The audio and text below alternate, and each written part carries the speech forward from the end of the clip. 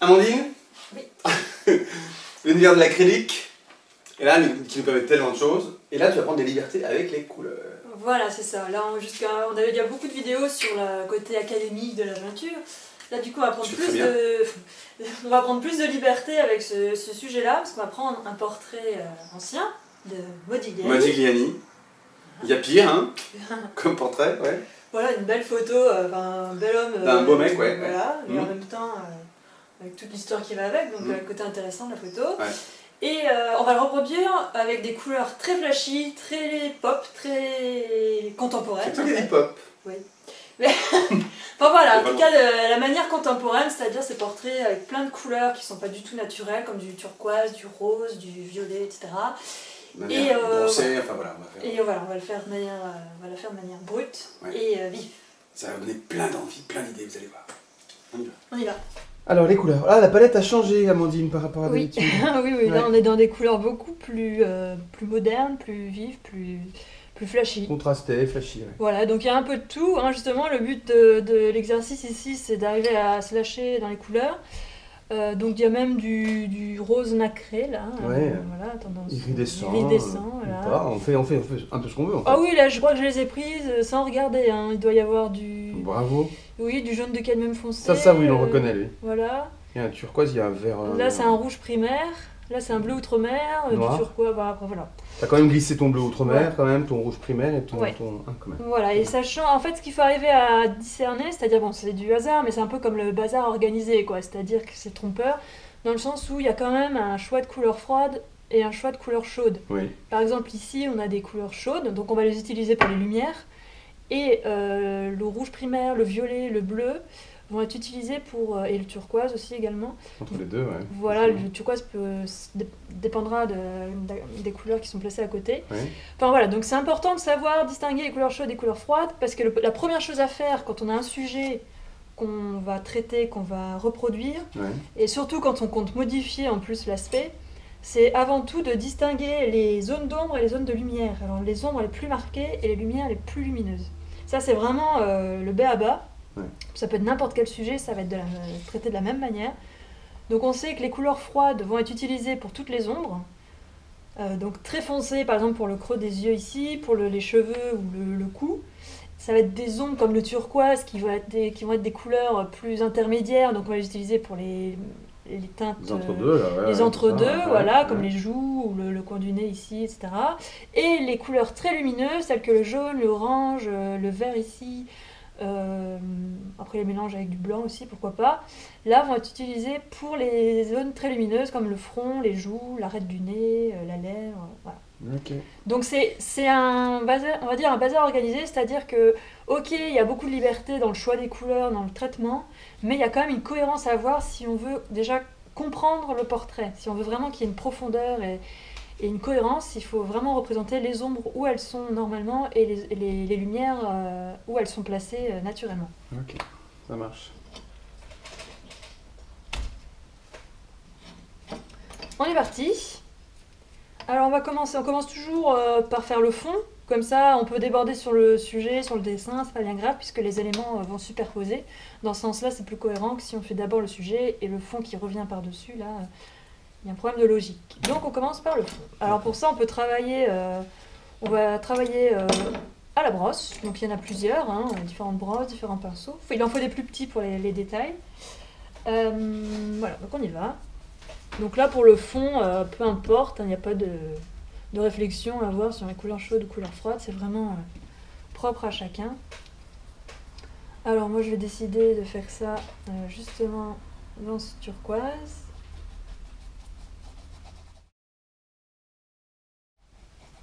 Alors c'est bien aussi justement de nuancer ça, hein, donc on va changer un peu de couleur.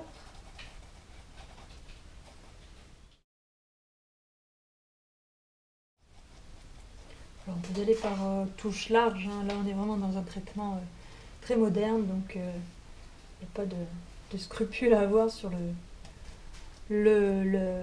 sur la pâte, sur la touche.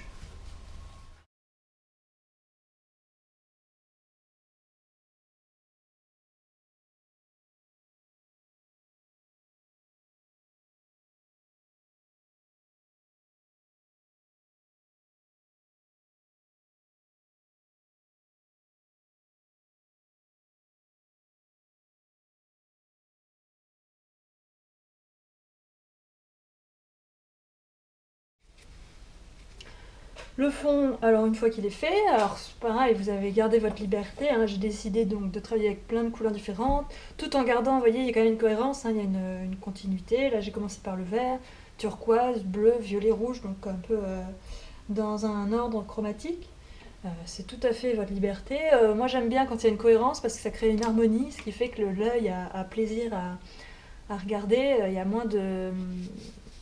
Ça gêne moins l'œil en fait quand il y a une cohérence, hein. C'est psychologique. Enfin c'est physique aussi. Mais donc voilà, du coup, après pour le traitement de la pâte, là j'ai fait exprès de laisser les traces de pinceau. Vous pouvez aussi le travailler, enfin voilà, comme vous voulez. Euh, on va continuer. Alors là, on va faire le visage.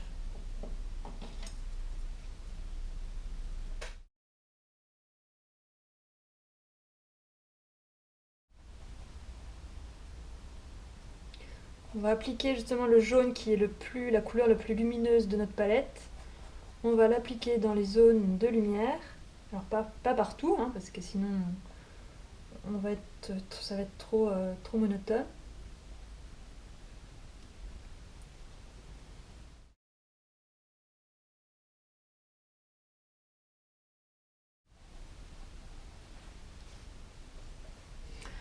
Pour ne pas être gêné, on peut utiliser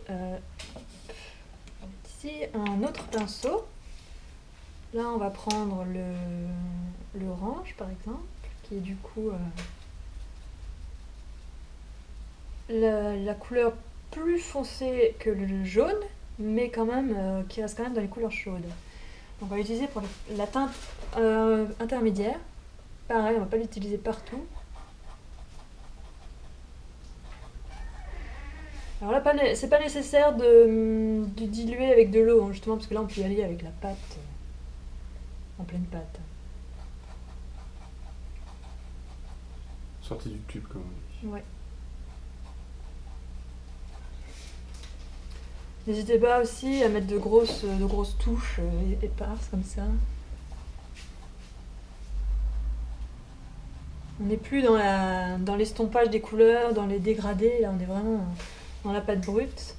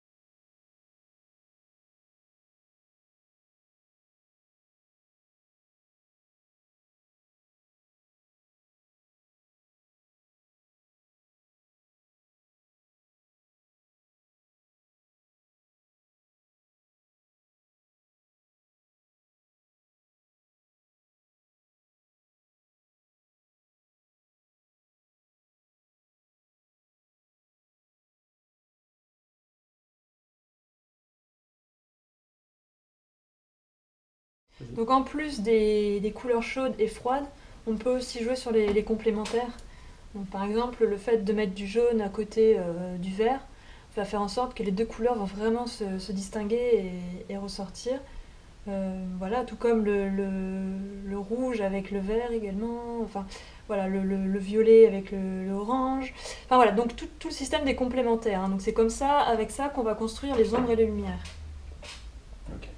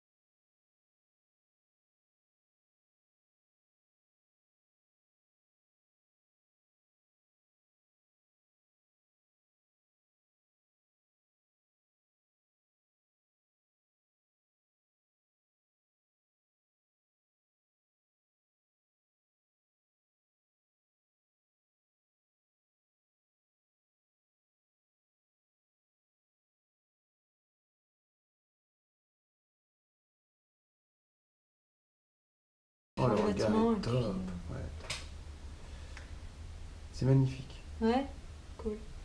Non? T'es d'accord? Bah ouais, non, ça va. Les cheveux, tu vas faire comment? Bah je sais pas, je suis partie sur le foncé, donc je vais faire bien bleu ici. Ouais, faut pas que je fasse de gestes. Bien bleu. Non, mais si. Ouais. Bah, si on parle et on dit des choses intéressantes, y a pas de problème. Sinon, Ok. Donc faire bien bleu là, et puis ici je vais mettre des couleurs chaudes. Et puis. pour la lumière, pour simuler Ouais, la lumière. ouais, ça, voilà. pour Bah ouais, comme transformer. là, tu vois. Ah ouais, c'est très chouette. C'est pas fait au hasard, c'est bien. C'est Non, super. après voilà, il y a des petites touches qui. Enfin, et puis ce qui est bien avec l'acrylique, c'est qu'on peut rattraper. Par exemple, le vert, je l'avais utilisé comme couleur chaude, et puis finalement, je me suis aperçu Ouais. que c'était trop complémentaire du jaune. Donc Oui. Et les chaudes, il vaut mieux qu'elles soient plutôt en camailleux, de vraies couleurs chaudes. quoi, voilà, entre guillemets. donc ça, finalement, ça n'allait pas du tout. Donc Ah ouais. ce qui est bien, c'est qu'on peut rectifier, hein. C'est excellent. Voilà, Ok, je suis d'accord. c'est parti. On est reparti. Oui.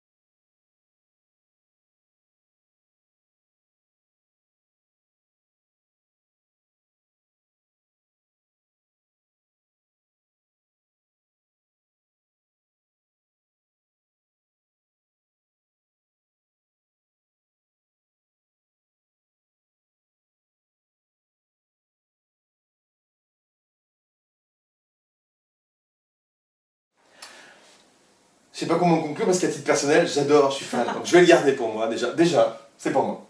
Bon, c'est pas juste, je sais, c'est pas juste, mais c'est magnifique. Comment t'as fait? Enfin, on a vu comment tu faisais, mais voilà, qu'est-ce qu'on retient de tout ça? En fait, ce qu'il faut retenir, c'est justement la technique académique. C'est-à-dire, ok, on emploie les couleurs qu'on veut, ok, c'est de l'acrylique, c'est tout à fait moderne.